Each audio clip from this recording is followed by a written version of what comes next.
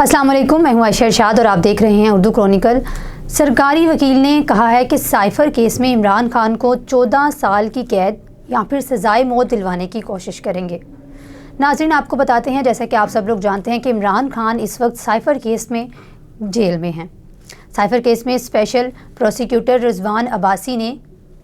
3 senior अफसरान Suhail Mahmood, Faisal Tirmidhi और असद मजीद की गवाही की बुनियाद पर काफ़ी शवाहिद मौजूद हैं, जिनके तहत इमरान खान और शाह महमूद कुरैशी को ज़्यादा से ज़्यादा सज़ा दिलवाई जा सकती है। उन्होंने ये भी कहा है कि इस बात को वाज़ेह किया है कि इन अफसरान की गवाही से मालूम होता है कि साइफर केस की वजह से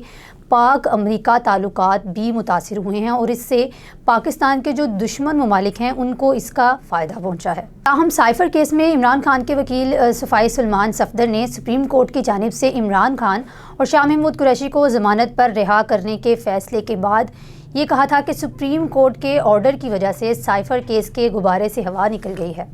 उन्होंने कहा था कि सुप्रीम कोर्ट के फैसले के बाद इस्तगासा के लिए ट्रायल कोर्ट में केस साबित करना मुश्किल होगा। साइफर केस के ज़रिए राय का पहाड़ बनाया जा रहा है। सुप्रीम कोर्ट ने अपने फ़ैसले में कहा था कि रिकॉर्ड पर दस्तयाब मवाद की जांच के बाद हमें मालूम हुआ है कि इस मरहले पर कोई भी ठोस मवाद दस्तयाब नहीं है, जिससे ये ज़ाहिर हो कि इमरान खान ने अवामी जलसे में अमरीका से मौसूल होने वाले साइफर में मौजूद मालूमात को इस अंदाज से ज़ाहिर किया कि ये साबित हो कि इसे सोचे समझे अंदाज से बिलवास्ता या फिर बिला वास्ता तौर पर या फिर किसी गैर मुल्क के फ़ायदे के लिए अफशा किया गया, और ना ही ज़ाहिर करदा मालूमात का ताल्लुक किसी भी दिफाई तफसीलात से है या फिर किसी उमूर से है, और ना ही उन्होंने अवामी जलसे में कोई भी खुफिया सरकारी कोड अफशा किया। सुप्रीम कोर्ट ने जो है मजीद ये लिखा था कि लिहाजा हमारी अबूरी राय ये है कि इस मरहले पर इस बात पर यकीन करने की कोई माकूल वजह नहीं है कि दरख्वास्त गुजारों ने एक्ट की दफ़ा 5 की